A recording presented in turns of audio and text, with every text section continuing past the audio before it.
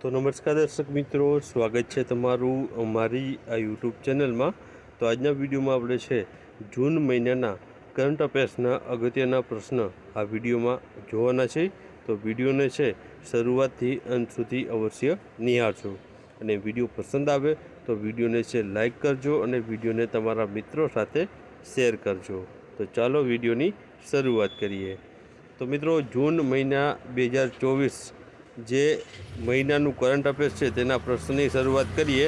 તો પહેલો પ્રશ્ન છે કે તાજેતરમાં જ વડાપ્રધાન શ્રી નરેન્દ્રભાઈ મોદીએ વિવેકાનંદ રોક મેમોરિયલ ખાતે 48 કલાક ધ્યાન કર્યું હતું, તો આ સ્થળ ક્યાં આવેલું છે? તો જવાબ આવશે મિત્રો કન્યાકુમારીમાં છે આ સ્થળ આવેલું છે। ત્યારબાદ આગળનો પ્રશ્ન જોઈએ તો નેશનલ સ્ટેટિસ્ટિકલ ઓફિસ એટલે કે NSOના કામચલાઉ અંદાજ મુજબ છે વર્ષ 2023-24માં ભારતીય અર્થતંત્રનો વિકાસ દર કેટલો હતો? તો જવાબ આવશે મિત્રો 8.2% જેટલો હતો। ત્યારબાદ આગળનો પ્રશ્ન, તાજેતરમાં જ કઈ તબીબી સંસ્થાએ WHO દ્વારા આરોગ્ય પ્રમોશન માટે નેશનલ મંડેલા એવોર્ડ જીત્યો છે? તો જવાબ આવશે NIMHANS બેંગલુરુ છે તેમને છે આ એવોર્ડ આપવામાં આવ્યો છે। ત્યારબાદનો પ્રશ્ન, વિશ્વ પર્યાવરણ દિવસ તરીકે કયો દિવસ ઉજવાય છે? તો જવાબ આવશે 5 જૂનને છે વિશ્વ પર્યાવરણ દિવસ તરીકે ઉજવવામાં આવે છે। થીમ પૂછવામાં આવે તો લેન્ડ રિસ્ટોરેશન, ડિસ્ટ્રિફિકેશન એન્ડ બ્રોડ રિલિશન્સ। આ મિત્રો છે વિશ્વ પર્યાવરણ દિવસની આ વખતેની થીમ રહેલી હતી। ત્યારબાદ આગળનો પ્રશ્ન જોઈએ તો કઈ અવકાશ સંસ્થાએ તાજેતરમાં પ્રવાહ નામનું કોમ્પ્યુટેશનલ ફ્લુઇડ ડાયનેમિક્સ એટલે કે CFD સોફ્ટવેર વિકસાવ્યું છે? તો જવાબ આવશે ઇસરોએ આ સોફ્ટવેર વિકસાવ્યું છે। ત્યારબાદ તાજેતરમાં જ મહારાણી મંદિર સમાચારમાં હતું, તો તે ક્યાં આવેલું છે? તો મિત્રો આ મહારાણી મંદિર છે ગુલમાર્ગ, જમ્મુ કાશ્મીરમાં આવેલું છે। ત્યારબાદ QS વર્લ્ડ યુનિવર્સિટી રેન્કિંગ 2025માં IIT બોમ્બે કયા ક્રમે છે?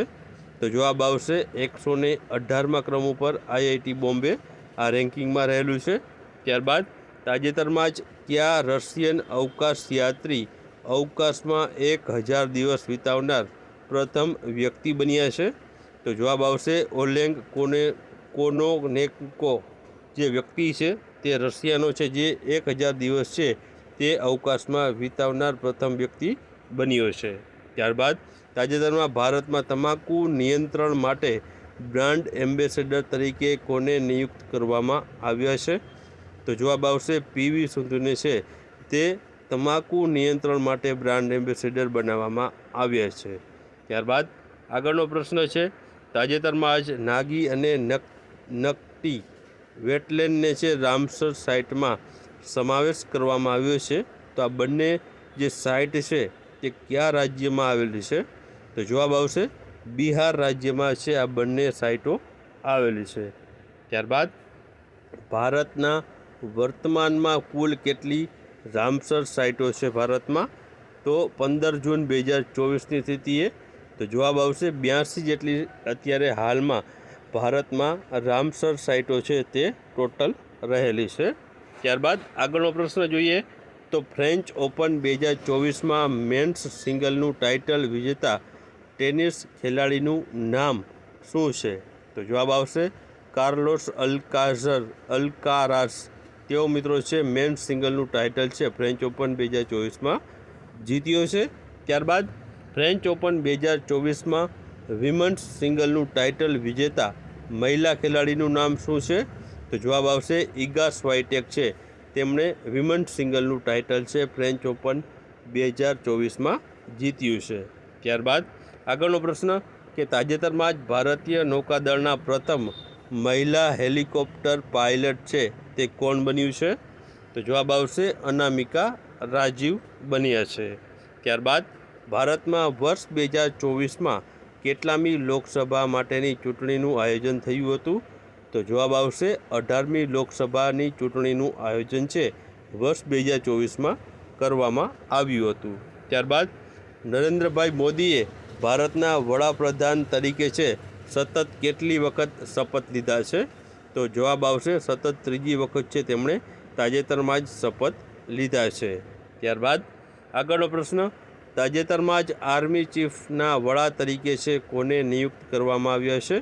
તો જવાબ આવશે ઉપેન્દ્ર દ્વિવેદીને. ત્યારબાદ ગ્લોબલ જેન્ડર ગેપ રિપોર્ટ 2024માં ભારતને છે 146 દેશોમાંથી કેટલામું સ્થાન મળ્યું છે? તો જવાબ આવશે 129મું સ્થાન ભારતને મળ્યું છે. અને વર્લ્ડ ઇકોનોમિક ફોરમ દ્વારા છે મિત્રો આ ગ્લોબલ જેન્ડર ગેપ રિપોર્ટ છે તે બહાર પાડવામાં આવતો હોય છે, તેમના દ્વારા આ રિપોર્ટ બહાર પડાય છે. ત્યારબાદ આગળનો પ્રશ્ન છે કે તાજેતરમાં જ જોશીમઠ તહસીલનું નામ બદલીને જ્યોતિમઠ કરવામાં આવ્યું છે, તો તે કયા રાજ્યમાં આવેલું છે? તો જવાબ આવશે ઉત્તરાખંડ રાજ્યમાં આ આવેલું છે. ત્યારબાદ 4 રાજ્યોના નવા મુખ્યમંત્રીના નામ જણાવો. તો હાલમાં જ મિત્રો 4 રાજ્યોમાં નવા મુખ્યમંત્રી છે. તો 4 રાજ્યોના નવા મુખ્યમંત્રી આપણે વાત કરીએ તો આંધ્રપ્રદેશના નવા મુખ્યમંત્રી એન ચંદ્રબાબુ નાયડુ છે. ઓડિશાની વાત કરીએ તો મોહન ચરણ માંઝી છે. અને અરુણાચલ પ્રદેશની વાત કરીએ તો પેમા ખાંડુ છે. અને સિક્કિમ રાજ્યના પ્રેમસિંહ તમાંગ રહેલા છે, જે નવા 4 મુખ્યમંત્રીઓ રહેલા છે. ત્યારબાદ વર્ષ 2024માં ગુજરાતી ભાષા માટેનો સાહિત્ય અકાદમી યુવા પુરસ્કાર છે તે કોને એનાયત થયો છે? તો જવાબ આવશે રિંકુ રાઠોડને એનાયત કરવામાં આવ્યો છે. ત્યારબાદ વર્ષ 2024 માટે ગુજરાતી ભાષાનો સાહિત્ય અકાદમી બાળ પુરસ્કાર છે તે કોને એનાયત કરવામાં આવ્યો છે?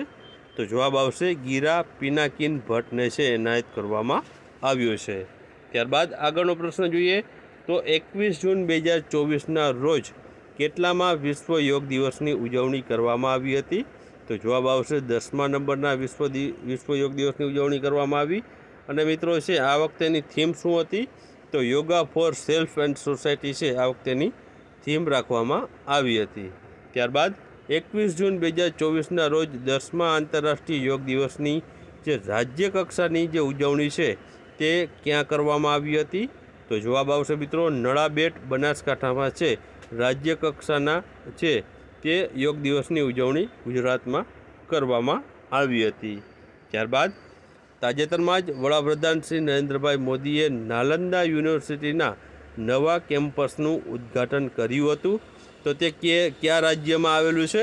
તો જવાબ આવશે બિહાર રાજ્યમાં છે મિત્રો આ નાલંદા જે યુનિવર્સિટીનું નવું કેમ્પસનું ઉદ્ઘાટન જે બિહાર રાજ્યમાં આવેલું છે ત્યાં કરવામાં આવ્યું હતું.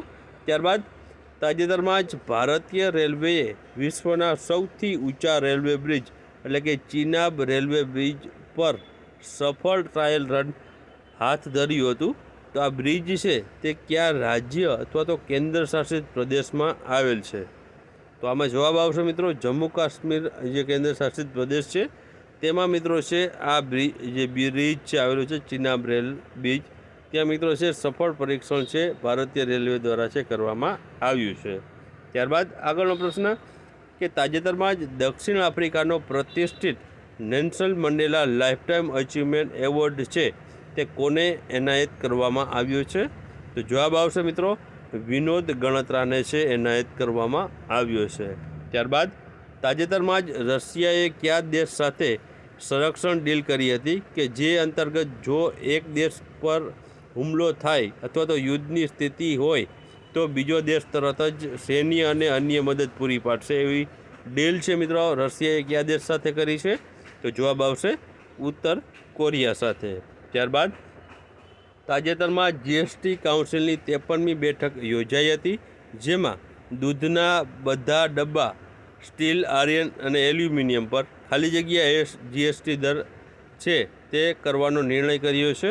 તો જવાબ આવશે 12% જીએસટી દર કરવાનો નિર્ણય લેવામાં આવ્યો છે. ત્યારબાદ ઇસરોના તાજેતરના પ્રયોગ દરમિયાન સફળતાપૂર્વક ઉતરાણ કરનાર ભારતના પ્રીમિયર રીયુઝેબલ લોન્ચ વ્હીકલ RLVનું નામ શું છે? તો જવાબ આવશે મિત્રો કે એનું નામ પુષ્પક રાખવામાં આવ્યું છે. ત્યારબાદ આગળનો પ્રશ્ન છે કે તાજેતરમાં જ 18મી લોકસભાના વિપક્ષના નેતા તરીકે છે તે કોણ નિયુક્ત થયા છે? તો જવાબ આવશે રાહુલ ગાંધી નિયુક્ત કરવામાં આવ્યા છે. ત્યારબાદ તાજેતરમાં જ 64મી ઇન્ટરનેશનલ સુગર ઓર્ગેનાઇઝેશન કાઉન્સિલની બેઠક છે તે ક્યાં આયોજિત કરવામાં આવી હતી? તો જવાબ આવશે નવી દિલ્હી ખાતે, જે ભારતમાં આવેલું છે ત્યાં મિત્રો છે આ 64મી ઇન્ટરનેશનલ સુગર ઓર્ગેનાઇઝેશન કાઉન્સિલની બેઠક છે તે યોજવામાં આવી હતી.